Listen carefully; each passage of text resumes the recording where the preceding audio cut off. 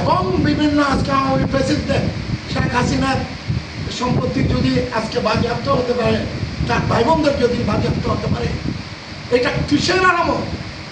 কেমনে Faisal enterprise doctor Hasan মাহমুদের licence দিয়ে এখনো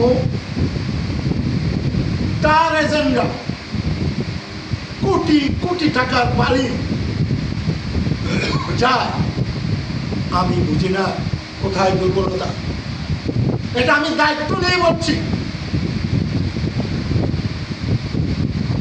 হাসান মাহমুদের ভাই এরশাদ মাহমুদ তার লাইসেন্স নিয়ে কোটি কোটি টাকা ইয়ে করেছেন, কি বলে, বালি রাঙ্গুনিয়া শেষ হয়ে গেছে, ধ্বংস হয়ে গেছে। লাইসেন্সটা কিন্তু সে এই ফসল এন্টারপ্রাইজ নাই, তারা আজকে পালিয়ে গেছে। কিন্তু সেই বেঈমানদের আমি আজকে আপনাদের সাথে কথা বলছি।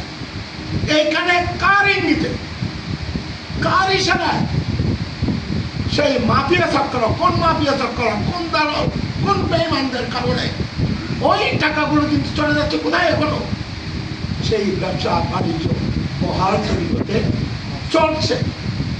কিছুদিন আগে কথা হয়েছে রাঙ্গুনিয়ায় আমাদের সর্বদলীয় নির্বাচন, কিন্তু আমাদের ছেলেদেরকে ছাত্র জনতাকে আমি ধন্যবাদ জানাতে চাই। তারা অন্তত এতদিন পরে আমরা চেষ্টা করেছি, আমরা রাঙ্গুনিয়ার সাথে কথা বলার চেষ্টা করছি, কিন্তু আমরা গোছাতে পারছি না। কেন? এই শস্যের ভিতর ভূত, এই ভূতদের নিয়ে আসলে আমরা একটা ইয়েতে আসতে পারি না, কিনারা পাচ্ছি না।